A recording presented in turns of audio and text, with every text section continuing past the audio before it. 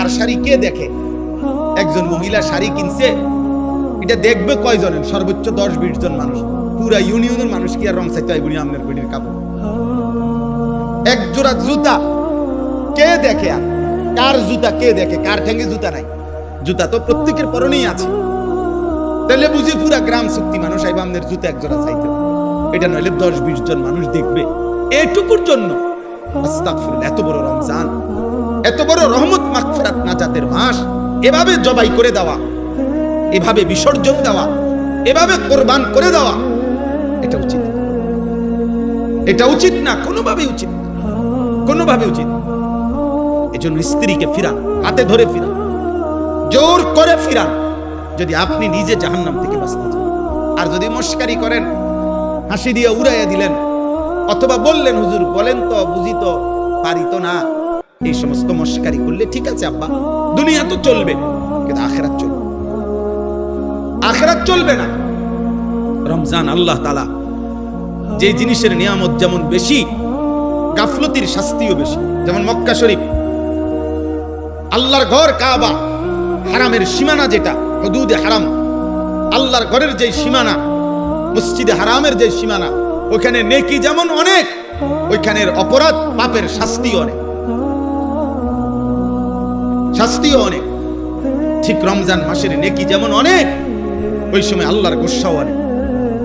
এই জন্য হাদিসের মধ্যে আছে, আল্লাহর নবী সাল্লাল্লাহু আলাইহি সাল্লাম বলছেন, আপনারা বহু শুনছেন ওয়াজে এটা, যে রমজানের শেষ দিন হযরত জিবরাইল আলাইহিস সালাম নবীজির কাছে এসে, নবীজি তখন মিম্বরের মধ্যে উঠতেছিলেন, এই মিম্বরের মধ্যে উঠা অবস্থায় আল্লাহর নবী সাল্লাল্লাহু আলাইহি সাল্লামের কাছে জিবরাইল আসছে, আর আয়েশা শুনাইছে, ইয়া রাসূলুল্লাহ, যে ব্যক্তি রমজান পেল, মান আদরাকা রমাদান, যে ব্যক্তি রমজান পর্যন্ত হায়াত পাইছিল, কিন্তু এত বড় রমজানে নিজের গুনাহ মাফ করাইতে পারে নাই, আল্লাহর সন্তুষ্টি অর্জন করতে পারে নাই, আল্লাহর নবী সাল্লাল্লাহু আলাইহি সাল্লামের কাছে জিবরাইল বলছে, ইয়া রাসূলুল্লাহ, ওই নাফরমানের উপরে আল্লাহর লানত, আমরা ফেরেশতাদের লানত। নবীজি বলছে আমিন, মানে আমি মুহাম্মদেরও লানত। যা তোর উপরে আল্লাহর লানত পড়ুক, তোর উপরে ফেরেশতার লানত পড়ুক, তোর উপরে আমি নবী মুহাম্মদের লানত, লানত তোর। একটা রমজান তবুও টেলিভিশন ছাড়তে পারলাম না, একটা রমজান তবুও মোবাইল ছাড়তে পারলাম না, একটা রমজান তবুও বিড়িখানা ছাড়তে পারলাম না, একটা রমজান তবুও সুদ খাওয়া ছাড়তে পারলাম না, একটা রমজান তবুও কাস্টমারকে ঠকানো, এই বাটপারি 2 নম্বরই ছাড়তে পারলাম না, একটা রমজান তবুও কি চুরি চামারি ছাড়তে পারলাম না, একটা রমজান তুমি মহিলা বেহায়া নারী একটা রমজান মাসে পর্যন্ত বেপর্দা বাজারে ঘুরে ছাড়তে পারলা না। নাফরমান এত বড় অসভ্য মহিলা হয়, মুসলমান নারী এতটা বেয়াদব কেমনে হয়, এতটা অসভ্য কেমনে হয় বলে? এজন্য আল্লাহ রাসূল বলছে, জিবরাইল আয়েশা বলে গেছে, ইয়া রাসূলুল্লাহ, লানত, তার উপরে লানত। তো যার উপরে আল্লাহর লানত, তারে রমজানে নেকি দিবে কে? যার উপরে নবীর লানত, যার উপরে ফেরেশতাদের লানত, তাকে নেকি দিবে কে? বলে রাসূলুল্লাহ সাল্লাল্লাহু আলাইহি ওয়াসাল্লাম বলেছেন, মান লাম ইয়াদা কাওলা যুর ওয়াল আমালা বিহি ফালাইসা লিল্লাহি হাজাতুন আন ইয়াদা তাআমাহু ওয়া শারাবাহু। নবীজি বলেন, রমজান মাস যে ব্যক্তি রোজা রেখে মিথ্যা কথা, মিথ্যা আচরণ, গুনার আচরণ ছাড়তে পারে নাই, আল্লাহ রাসূল বলছে, ওই নাফরমান তোর বেটা খাদ্য এবং পানি থেকে বিরত থাকার কোনোই প্রয়োজন আল্লাহর কাছে নাই, যা তোর রোজা তোর মুখে ছুঁতে, তোর রোজা তোর মুখে ছুঁড়ে মারছে। নবীজি বলছে, যা বেটা, তুই ভাত খাইলে কি না খাইলে কি, তুমি পানি পান করিলে কি না। আল্লাহ রাসূল সাল্লাল্লাহু আলাইহি ওয়াসাল্লাম, আল্লাহর নবী সাল্লাল্লাহু আলাইহি ওয়াসাল্লাম বলেন, আসিয়ামু জুন্নাতুন, হে আমার উম্মত, রোজা হচ্ছে ঢাল, গুনাহ থেকে বাঁচার ঢাল স্বরূপ।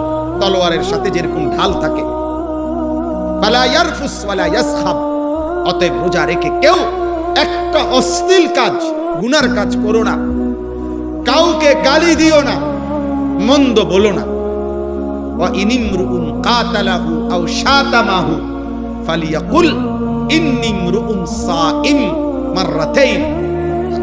নবীজি বলছে, হে ঈমানদার, রোজা অবস্থায় কেউ যদি তোমাকে গালি দেয়, কেউ যদি তোমাকে ঝগড়া করতে আসে, এমনকি লড়াই করতে আসে, যে কোনো রকমের, তুমি তাকে এক কথা 2 বার বলে দিও যে আমি রোজাদার, আমি রোজাদার ভাই, আমি তোমার সাথে ঝগড়াও করব না, আমি তোমার সাথে লড়াইও করব না, আমি তোমার গালির উত্তরও দেব না, তুমি যা মন চায় তাই বলো, আমি রোজাদার,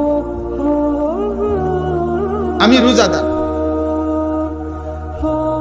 কোরআনুল কারীমের মধ্যে আছে হযরত জাকারিয়া আলাইহিস সালামকে আল্লাহ তাআলা রোজা রাখতে বলছেন। হযরত মরিয়ম আলাইহিস সালামকে আল্লাহ তাআলা রোজা রাখতে বলেছেন। কোন ব্যক্তির আল্লাহর পাকের অনুগত বান্দা হওয়া, তিনি যে আল্লাহর হুকুমে চলে, এটার প্রমাণ হিসাবে একটা চিহ্ন আল্লাহ তাআলা আদেশ করছেন, আপনি রোজা রাখেন। রোজাদার আল্লাহর প্রিয় বান্দা। রোজাদারের জন্য আল্লাহ তাআলা জান্নাতে আলাদা দরজা রাখছেন, ইউকালু লাহুর রায়্যান ইয়াদখুলুহুস সাইমুন। রোজাদারগণ শুধু ওই জান্নাতে ওই দরজা দিয়ে ঢুকবে। রোজাদার ঢুকা হলে অন্য কোন বান্দা, অন্য কোন ব্যক্তি ওই দরজা দিয়ে ঢুকতে পারবে না। রোজাদার। আর রোজা আল্লাহ তাআলার সিফাত, রোজা আল্লাহর সিফাত, অর্থাৎ খানা না খাওয়া, পানি পান না করা, স্ত্রীর সাথে মিলিত না হওয়া, এটা আল্লাহর সিফাত, আল্লাহর বৈশিষ্ট্য। আল্লাহ খায় না, আল্লাহ পান করে না, আল্লাহ স্ত্রী গ্রহণ করে না। আল্লাহ তাআলা বলে, বান্দা যখন কিছুক্ষণের জন্য আমার রঙে রঙিন হয়, তো বান্দার এই আমলের বিনিময় আমি আল্লাহ নিজ হাতে দিই। আস-সাওমু লি ওয়া আনা আজজি, আমি বিনিময় দিয়ে থাকি। আর কোন কোন হাদিসে আছে, কোন রিওয়ায়াতে আছে ওয়া আনা উজজা বিহি, অর্থ হইল রোজাদারের বিনিময় আমি আল্লাহ নিজেই, আমি তোর যা লাগে। কত বড় ফজিলত, কত বড় সুযোগ ছিল, কত বড়।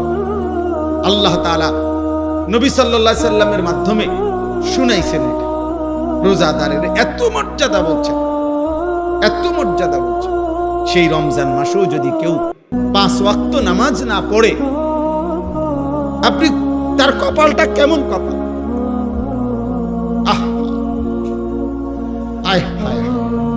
আপনাদের ওই সন্তানের কি হবে, আপনাদের ওই ছেলে মেয়ের কি হবে? আয় হায়, এই অসভ্য, এই বেয়াদব, এই খায় আর পেশাব করে আর পায়খানা করে আর ঘুম যায়। আয় হায়, এই জন্তু জানোয়ারের জীবন। এক বেলা খায়, আরেক বেলা ঘুম যায়, আরেক বেলা পেশাব পায়খানা করে, এতটুকুই রাত পার করে, এভাবে দিন পার করে। এ তো জানোয়ারের জীবন, এ তো জন্তু জানোয়ারের জীবন, হাইওয়ানের জীবন, গরু গাধার জীবন। মুমিন মানে তো যে ইবাদত করে, মুসলমান মানে তো যে আল্লাহকে চেনে, ইমানদার মানে তো যে আখিরাতকে চেনে। আরে ওই দিন কিতাবে পড়ছি, একজন বিখ্যাত বুজুর্গ ছিলেন হযরত সুফিয়ান সাউরি রাহমাতুল্লাহি আলাইহি। আশ্চর্য, উনি একদিন ভালো খানা খাইছে, রাত্রে বেলা খানাটা একটু বেশি খাইছে, স্বাদ লাগছে, তো খাইয়াই আবার খানা খাইয়া বলতেছে, হায় শোনো, যেই গাধাকে বেশি খাওয়ায় মালিক তার থেকে কাজও বেশি নেয়। তো আমি গাধারে যেহেতু আমার মালিক আজকে বেশি খাওয়াইছে, যা আজকে রাত্র আর ঘুমাইতাম না, ফজর পর্যন্ত তো সারা রাত্র নফল ইবাদতের মধ্যেই ছিল, কেন বেশি খাইলাম? এবং উদাহরণ দিছে নিজে, যে গাধাকে তার মালিক ভালো খাওয়াইলে কামও বেশি নেয়। আমার মালিক যেহেতু আজকে আমারে ভালো খাওয়াইছে, বেশি খাওয়াইছে, যা আমি আজকে আমার মালিকের গোলাম বেশি করব। এমন ছিল বুজুর্গ, এমন ছিল ইমাম আজম আবু হানিফা রাহমাতুল্লাহি আলাইহি। 61 খতম কোরআনুল কারীম রমজান মাসে পড়তেন। প্রতিদিন 2 খতম আলাদা, আর তারাবিতে মোট 1 খতম। ইমাম মালিক রাহমাতুল্লাহি আলাইহি রমজান মাস আসলে পৃথিবীর সব কাজ বন্ধ করে দিতেন। রমজান মাস আসলে শুধু কোরআনুল কারীম, জিকির, তেলাওয়াত, ইবাদতে লেগে থাকতেন। রমজান মানে মুমিনের জন্য। মনে রাখবেন, যার মৃত্যু হবে, যার কবর আছে, যার আখিরাত আছে, যার ফুলসিরাত আছে, যার আমলনামা আছে, যার ভিতরে আছে যে আমাকে আল্লাহর সামনে হিসাব দিতে হবে, তার জন্য রমজান ভিন্ন কিছু, আলাদা কিছু, অনেক কিছু। আর যেই নাফরমান শুধু খায়, ঘুম যায় আর পেশাব করে আর দুনিয়া ভোগ করে, তার জন্য রমজান কিছুই। মুমিনের রমজান আলাদা। এই জন্য আল্লাহ নবী সাল্লাল্লাহু আলাইহি সাল্লাম 2 মাস রমজানের আগে রমজানের জন্য দোয়া করতেন। কি খামখেয়ালি কথা! এত আশা করতেন। কেন এত আশা? এই জন্য আমি লম্বা করতে চাই না। আমার কথা এটাই, আপনাদের প্রত্যেকের কাছে, ছেলেরা, বাবা তোমাদের কাছে, আব্বা তোমরা এমন সুন্দর জীবন নষ্ট করো। সারা পৃথিবী উত্তপ্ত, বারবার কিন্তু ধাক্কা লাগে। মনে রাখো ভাই, সুখের জীবন কমে আসতেছে, ফুর্তির জীবন কমে আসতেছে। কালকে খবরে দেখলাম, দুবাই থেকে প্রাইভেট জেট, মানে প্রাইভেট বিমান দিয়া কেউ ইউরোপ যাইতে হইলে শুধু বিমান ভাড়া প্রায় 1 কোটি টাকা, 1 কোটি টাকার কাছাকাছি।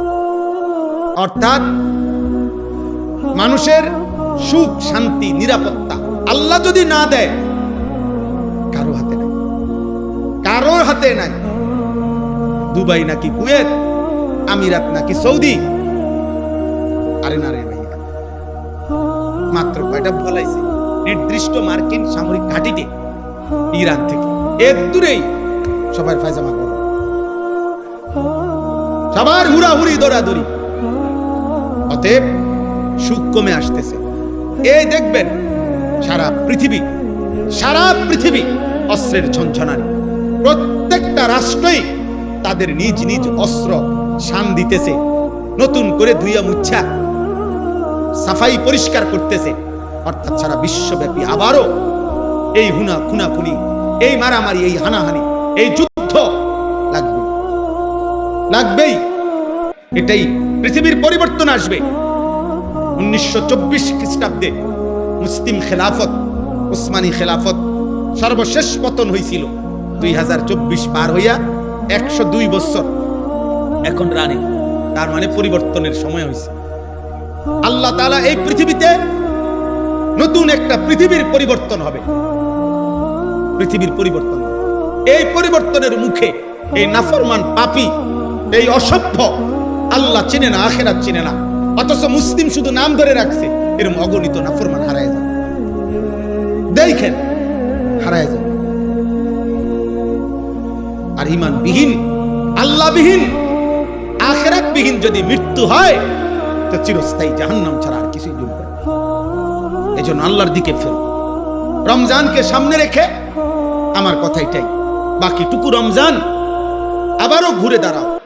যাদের যেটুকু নামাজ ছুটে গেছে, নামাজ পড়ো আব্বা, 5 ওয়াক্ত নামাজ পড়ো। নামাজ ছাড়া মুসলমান হয় না, নামাজ ছাড়া মুসলমান পরিচয় টিকে না। নামাজ পড়ো, রোজা রাখো, আল্লাহর ঘরে বারবার আসো, আল্লাহর কালাম পড়ো, আল্লাহর দিকে ফেরো। আমরা মুসলমানের জন্য পৃথিবীর কারো কাছে, কোন সংস্থা, কারো কাছে খোদার কসম আমাদের কোনো নিরাপত্তা নাই। আমাদের নিরাপত্তা, আমাদের স্বস্তি, আমাদের বেঁচে থাকা সবকিছু আমাদের আল্লাহর হাতে। কার হাতে? আল্লাহ। সেই আল্লাহরে বৃদ্ধাঙ্গুলি দেখাইলে, সেই আল্লাহ থেকে মুখ ফিরাই নিলে, সেই আল্লাহকে সেজদা না দিলে আমাদের শান্তি আসবে কোথা? আমাদের সুখ আসবে কোথা? আমি শুধু মরে গেলাম এটা তো না, আমাদের 4টা ছেলে মেয়ে আছে, ওরাও তো বাঁচবে আগামী।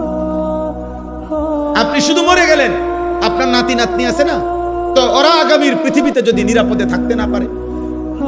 এই জন্য দয়া করে রমজান মাস বেশি বেশি দোয়া করেন। রমজান মাস আল্লাহর দিকে ফিরেন। শুধুমাত্র দুনিয়া ভোগ করা এটা জানোয়ারের জীবন।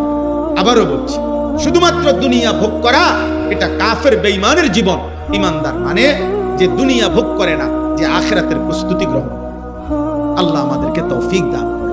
এই 6টি আমল আবারও যত্নবান হবে। পুরা মাস রোজা, পুরা মাস তারাবি, ইফতার, সাহারি, এতেকাফ এবং শবে কদরের বেজর রাত্রি শেষ দশকে তালাশ, বেশি থেকে বেশি ইবাদত আমলের জন্য চেষ্টা করেন। আল্লাহ সবাইকে কবুল করেন। এই মাদ্রাসা আল্লাহ তাআলা কবুল করে নেন। কোরআনুল কারীমের মধ্যে আল্লাহ তাআলা বলেন, ইন্না ফি যালিকা লাযিকরা লিমান কানা লাহু কলবুন আও আলকাস সামআ ওয়া হুয়া শাহীদ। 3টা জিনিস যে একত্র করে, 1 নাম্বার অন্তর, 2 নাম্বার কান, 3 নাম্বার হলো নিজে উপস্থিত অর্থাৎ চোখ। যে ব্যক্তি চোখ, কান এবং দিল একসাথ করে শুনে মনোযোগ দেয়, আল্লাহ বলছে নিশ্চয়ই তার জন্য আমার কোরআনের মধ্যে উপদেশ রয়েছে।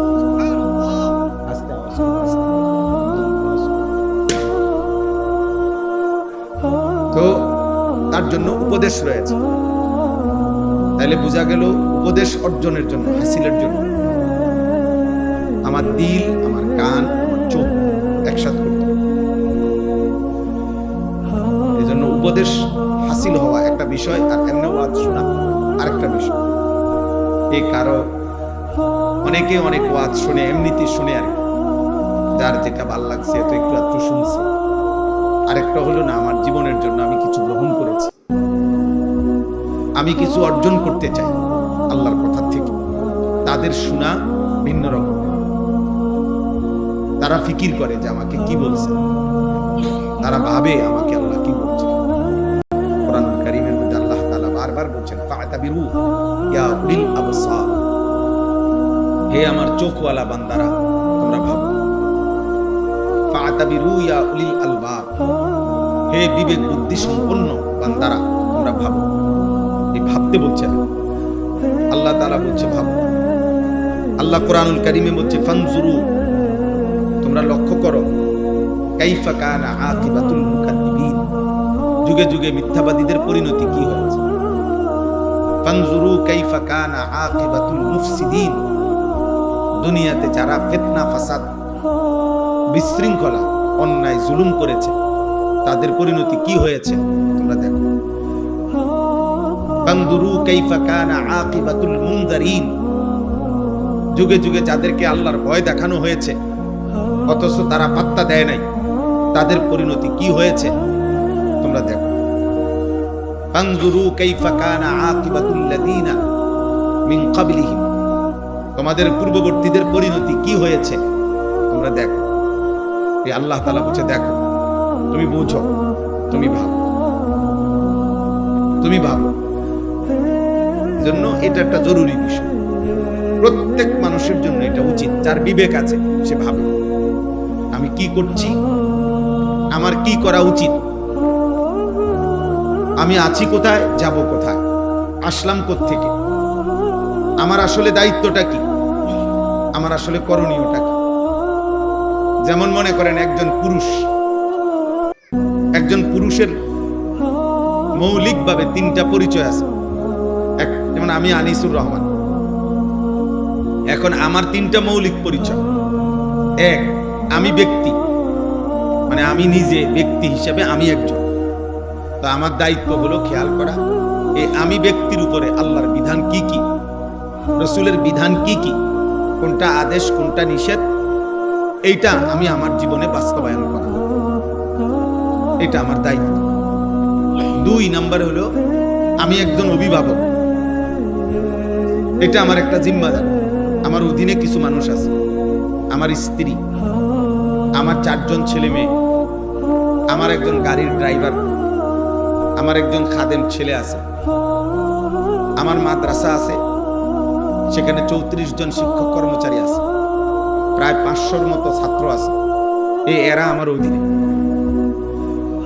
আমি এদের অভিভাবক। এদের প্রত্যেকের ঈমান, আমল, আখিরাত, হালাল হারাম, পাক নাফাক, আল্লাহ রাসূলের বিধিবিধান মানে না না মানে, এটা খেয়াল করা, এর জন্য যথোপযুক্ত ব্যবস্থা করা, এর জন্য সর্বাত্মক চেষ্টা করা, তাদেরকে আল্লাহর উপরে, ইবাদতের উপরে রাখার জন্য এটা আমার দায়িত্ব। এর জন্য আমাকে আল্লাহর কাছে জবাবদিহি করতে হবে। তিন